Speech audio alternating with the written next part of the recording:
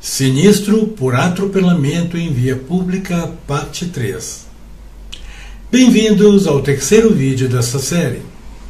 Para fins didáticos, chamarei o tema deste vídeo de atropelamento cinematicamente dedutível e que considera como objeto de estudo o caso comum, factível de ser reconstruído através de leis da cinemática, portanto, com a análise por meio de equações da cinemática.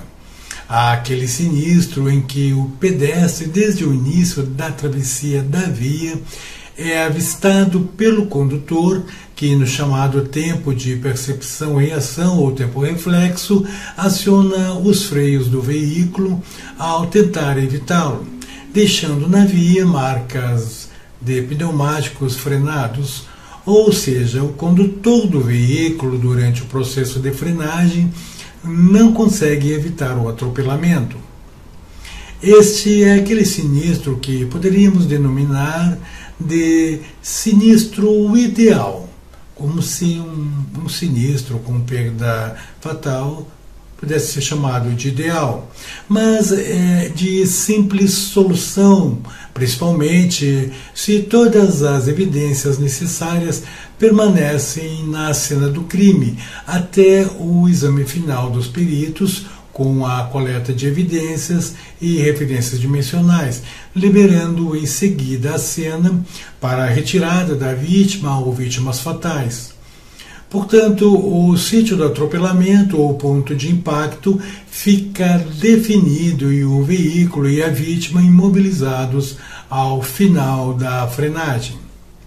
Estamos tratando, então, como já mencionado, do atropelamento onde resulta o óbito da vítima e ela e o veículo restam imobilizados na via. Ou ainda que o veículo tenha se evadido do local, existem marcas de frenagem ou pelo menos fragmentos projetados na proximidade e alguma evidência do ponto de impacto. Para o perito, como já afirmado, seria a situação ideal para desenvolver o trabalho pericial, uma vez que toda a cadeia de condições estaria perfeitamente evidente. Para melhor entendimento do que vamos tratar neste vídeo, imaginemos a situação hipotética que será relatada em seguida, a partir da qual, pela aplicação dos princípios físicos da cinemática, desenvolveremos um procedimento no qual brota a causa principal do sinistro. Queremos, portanto, a partir de uma análise cinemática, ou seja, de um argumento técnico-científico demonstrável, poder afirmar se o condutor do veículo poderia ou não evitar o sinistro e de quem é a responsabilidade. Sucintamente, a análise consiste em determinar a posição do veículo, o início da distância retroagida, aquela quando o pedestre entrou na via, iniciando a travessia, confrontando com o ponto de não escapada. O PNE, que já havíamos comentado em vídeo anterior e que consiste na posição do veículo, além do qual o sinistro já não poderia mais ser evitado, relativamente à velocidade máxima permitida para a via naquele local ou à velocidade real com que o veículo trafegava naquele instante, conforme a situação. Essa técnica, totalmente regida por leis da física, com variáveis psicofisiológicas e estatísticas, consta dos seguintes passos. Observe a imagem esquemática em tela. Temos então um transuente que subitamente inicia a sua travessia da via fora da faixa de segurança. Posição 1. e é percebido então pelo condutor do veículo, que rapidamente executa uma manobra de frenagem a fim de evitar um impacto. Entretanto, o sinistro ocorre, posição 2, e o veículo e a vítima restam imobilizados um pouco mais adiante do ponto de impacto, posição 3, aqui indicado por PI. As marcas de frenagem aparecem em cor vermelha. Colhidas então as devidas evidências pelos agentes, inicialmente calcula-se o tempo básico TB, sendo este o tempo necessário para o pedestre ir do meio-fio até o ponto de impacto PI, correspondente ao tempo que o pedestre passou na pista até ser atropelado. Observe a equação. Temos que o tempo básico é igual à razão entre a distância dTP, a dP percorrida pelo pedestre, e a sua velocidade Vp de travessia. A distância percorrida pelo pedestre na iminência do atropelamento é o espaço percorrido desde a borda da via, portanto, desde o meio-fio até o ponto de impacto, e é medido diretamente no local da ocorrência. Já para a velocidade do pedestre, nos valeremos de dados estatísticos tabulados pelos autores e pesquisadores Castell e Moss, introduzidos no país pelo Dr. Marcos Henrique dos Santos, perito atualmente aposentado do Instituto de Criminalística do Distrito Federal, um dos melhores especialistas brasileiros em acidentes de trânsito na atualidade. Observe então a tabela, dividida em 3 colunas, sendo a primeira com faixa etária variando de 4 em 4 anos, iniciando aos 5 até os 65 anos de idade. A segunda coluna, a respectiva velocidade atribuída àquela faixa etária em km por hora, e a terceira, a correspondente em metros por segundo, unidade de velocidade que normalmente se utiliza nos cálculos. Vamos considerar que o transeunte tenha apenas 17 anos de idade e está, portanto, na faixa entre 15 a 19 anos, o que corresponderá, na terceira coluna, a uma velocidade de 2,08 metros por segundo. Supondo ainda que a distância percorrida pelo transeunte que adentrou a via subitamente tenha sido verificada como sendo apenas 1,20 m, substituindo na equação, resultará em um tempo básico de 0,58 segundos, aproximadamente 0,6 de segundo. Um pouco mais abaixo, vemos uma segunda tabela fazendo uma simplificação da primeira em termos de gênero e com médias. Na primeira nós temos o gênero masculino com uma média de 7,2 km por hora, correspondente a 2 metros por segundo, a média feminina de 6,3 km por hora, correspondente a 1,75 metros por segundo, e a média global, portanto, homens como mulheres e crianças, ficam em torno de 6,7 km por hora, ou 1,86 metros por segundo. Depois, calcula-se a velocidade inicial do veículo. Chamamos aqui de velocidade de tráfego, aquela que o veículo desenvolve na iminência do conflito até o início da frenagem, o que é feito com base na distância total de frenagem, que aqui é representada por DTF, que foi medida em 14 metros.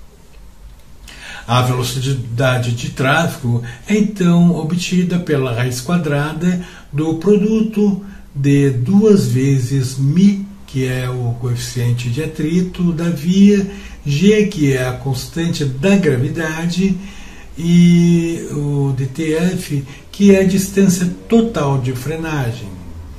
O coeficiente de atrito da via varia com o tipo de superfície e condições de ambiente. Em nosso exemplo, admitamos que a superfície da via era asfalto seco, cujo coeficiente de atrito médio é 0,8. A aceleração da gravidade é a constante gravitacional, que tem então 9,81 metros por segundo quadrado, e o comprimento de frenagem, como foi dito, medido em 14 metros. Aplicando a equação, resultará que a velocidade de tráfego do veículo no ponto de impacto PI foi de 14,82 metros por segundo, o que corresponde a afirmar que o veículo trafegava na via a uma velocidade de pouco mais de 53 km por hora. Depois calcula-se a velocidade de impacto, aquela que o veículo tinha exatamente no momento em que colidiu com o transeunte no ponto de impacto PI. Observe a equação e a figura. Para isso, é preciso que a perícia tenha registrado a distância do início da frenagem até o ponto de impacto PI. Normalmente, este é evidenciado por algum indício, objeto, calçado, mancha de sangue, ou mesmo pode ser calculada por cinemática reversa, que exige um pouco mais de cálculos, mas com um erro muito reduzido e desprezível. Essa distância é chamada de distância parcial de frenagem, foi medida em 5,5 metros. Assim, aplicando a equação que define a velocidade de impacto como sendo a raiz quadrada da diferença entre o quadrado da velocidade de tráfego e o produto de 2 vezes o coeficiente de atrito, μ, a gravidade e a distância medida, teremos que no momento do impacto o veículo já havia reduzido para 11,54 metros por segundo, ou seja, a sua velocidade após 5,5 metros de frenagem correspondia agora a 41,56 km por hora. Faz-se necessário calcular também o tempo parcial de frenagem, isto é, o tempo gasto pelo veículo durante a frenagem até o ponto de impacto PI. Observe a equação e a imagem em seguida. Este tempo será dado pela razão entre a diferença da velocidade de tráfego do veículo e a velocidade de impacto divididos pelo produto entre o coeficiente de atrito e a gravidade. Note que o resultado é um tempo de apenas 0,415 segundos, cerca de 0,04 segundo. Prosseguindo o cálculo, é preciso obter o tempo remanescente, isto é, o tempo que o veículo leva para ir do ponto em que estava no momento que o pedestre iniciou a travessia até o início da frenagem. Observe a indicação na imagem. Então temos ali que este tempo remanescente é igual à diferença entre o tempo básico e o tempo parcial de frenagem. E o resultado será 0,165 segundos, portanto, pouco mais de 0,1 de segundo. O tempo remanescente é o tempo considerado como tempo de percepção-reação, ou tempo reflexo, que varia de 0,15 a 0,45 segundos em um condutor saudável, mas pode chegar a 1 segundo durante o dia e 1,5 segundos durante a noite, como já mencionado no vídeo anterior. Tempos maiores que estes nestas condições são indicativos que merecerão atenção maior de análises do perito após a finalização.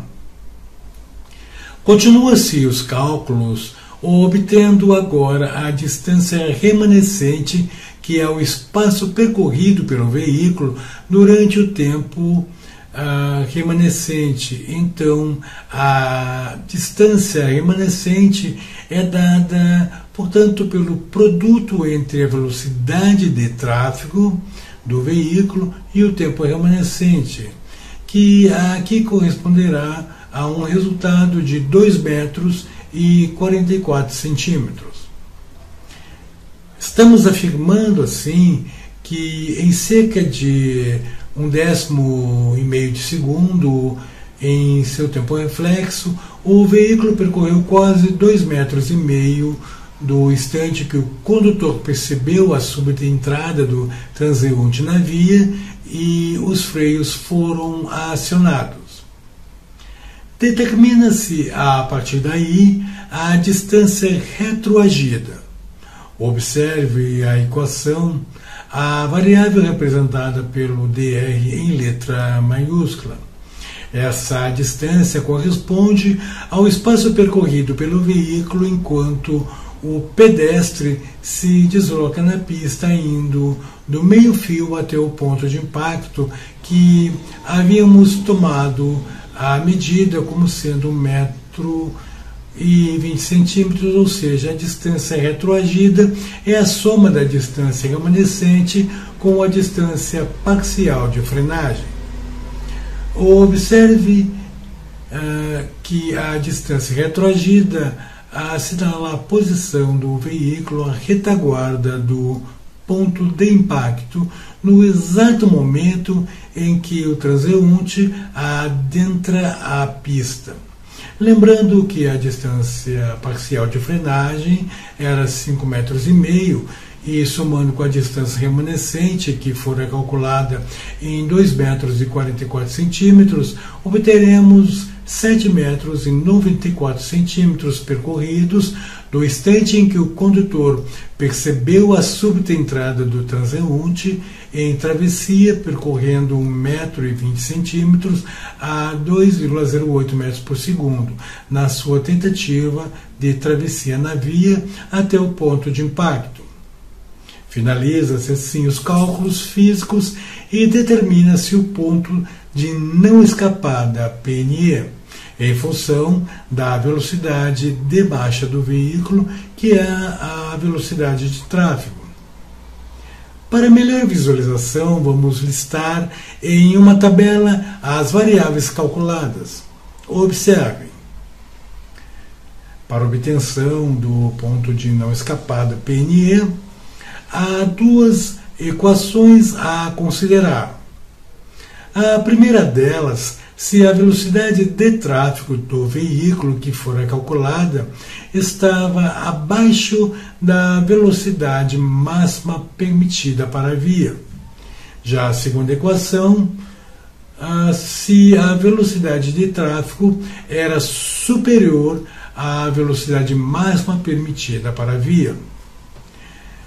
Vejam que em nosso caso obtivemos que a velocidade de tráfego era de 14,82 metros por segundo, que equivalia a pouco mais de 53 km por hora. E se admitirmos que no trecho do sinistro a velocidade máxima permitida era 60 km por hora, o que equivale a 16,67 metros por segundo, utilizaremos, portanto, a equação número 1, que nos apresentará dois casos, sendo o primeiro deles se o ponto de não escapada for maior que a distância retroagida. Nesse caso, a conduta, portanto, seria do transuente. E a segunda, se o PNE for menor que o DR, e, portanto, a conduta será do motorista. Com a devida substituição de variáveis e considerando que a velocidade de impacto foi de 11,54 metros por segundo, o tempo de reação 0,165 segundos, o ponto de não escapada estará a 15 metros e 89 centímetros do ponto de impacto. Observe a imagem.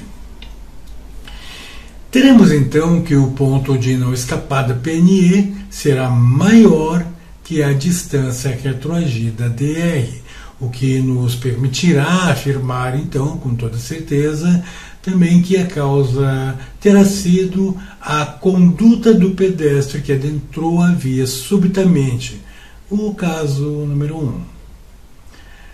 Mas se, entretanto, a distância retroagida fosse menor que a distância do ponto de não escapada, poderíamos afirmar que a causa do atropelamento teria sido a conduta do motorista que freou tardiamente, o caso 2, e talvez o fez por distração, talvez por falha mecânica, talvez falta de aderência dos pneus por desgaste excessivo, ou mesmo letargia por efeito do consumo de álcool ou algo mais a ser investigado.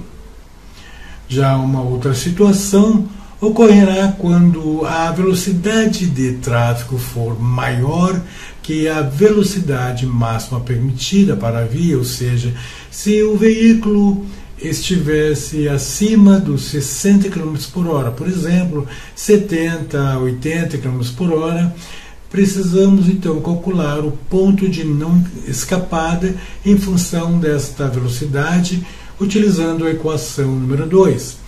E dependendo do seu posicionamento relativo, chegaremos a duas possíveis conclusões.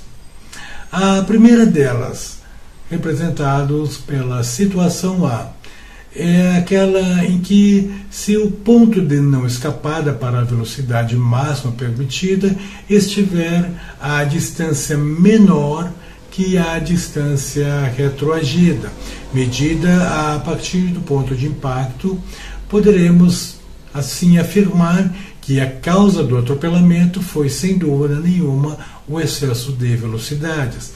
Portanto, a responsabilidade recai sobre o condutor do veículo. Porém, se for maior que a distância retroagida, a situação B, o atropelamento era realmente inevitável, não obstante o excesso de velocidade, ainda que estivesse na velocidade máxima permitida, nos 60 km por hora, seria inevitável. Note este segundo exemplo de sinistro com uma nova tabela, em seguida representando dados de um sinistro cuja velocidade de tráfego fora calculada em 73,44 km por hora ou 20,4 metros por segundo. Observe que a velocidade de tráfego é maior que os 16,67 metros por segundo, que corresponde a 60 km por hora. Aplicando a segunda equação, resultará que o ponto de não escapada, ou PNE, estará em 20 metros e 41 centímetros, portanto, menor que a distância retroagida de 37 metros, indicado na tabela, e o que nos leva a concluir que a causa foi realmente o excesso de velocidade do condutor, apesar de o transeunte ter tentado atravessar a via fora da faixa de segurança, cabendo-lhe, é claro, certa responsabilidade pelo sinistro, uma vez que também não obedeceu a sinalização a ele destinado. No caso da situação B, do sinistro inevitável, não obstante o excesso de velocidade, portanto, independente de ele estar com um excesso de velocidade acima dos 60 km por hora, este acidente ele seria realmente inevitável, como já dissemos, pois o ponto de não escapada, do ponto de vista matemático, é uma função da velocidade de aproximação do veículo, medida a partir do ponto de impacto no sentido contrário ao da orientação da trajetória do veículo. Assim, assinala o veículo ao limite máximo dentro de condições impostas pela física, além do qual é impossível evitar o atropelamento, uma vez que corresponde à soma da distância de percepção com a distância total de frenagem requerido pela imobilidade para imobilizar o veículo. Portanto, antes de denúncias procedentes quando o início da distância retroagida, DR, ou ainda o ponto de vista que o veículo animado de velocidade regular e normal já ocupava posição além do ponto de não escapada, quando o pedestre iniciou a travessia, pelo que o acidente assume a condição de entrada súbita do pedestre na via. E em síntese, meus amigos, neste exemplo, podemos ver que, partindo de uma situação considerada inicial, o que nem sempre ocorre, o perito consegue, com base em dados científicos e mensurações corretamente feitas, é claro, aplicadas a um conjunto de equações, ter condições de afirmar a evitabilidade ou não de um sinistro por atropelamento, bem como a devida responsabilidade. E é claro que o laudo do teor alcoólico em ambos, condutor feito in loco e vítima fatal do IML, tem significância fundamental na conclusão do laudo, do parecer técnico do perito. Mas nem tudo são flores, nem sempre existirá marcas de frenagem na via, pois freios ABS praticamente não as produzem. Nesse caso, se existisse na via, por exemplo, fragmentos desprendidos do veículo na colisão com a vítima, seria possível utilizar uma equação estimativa com base na distância da projeção desses projéteis e possível estimar então a velocidade de tráfego. E se caso realmente não houve uma frenagem, se o condutor realmente não executou essa manobra, a velocidade de impacto a ser considerada será a mesma, portanto, deverá se trabalhar com a segunda equação. No próximo e último vídeo, veremos como encontrar a velocidade de tráfego do veículo com base na distância de projeção de fragmentos e também de uma outra forma bem interessante, que é com base na distância de projeção do corpo da vítima. Espero que tenham gostado. Inscrevam-se em nosso canal, visite nossa página na web, acesse o QR Code ao lado e, para falar comigo, envie e-mail para consulta@bfperito.com.br ou envie WhatsApp para 051 983 490 408. A BF Perito, perícias e consultoria. Competência, qualidade, confiança.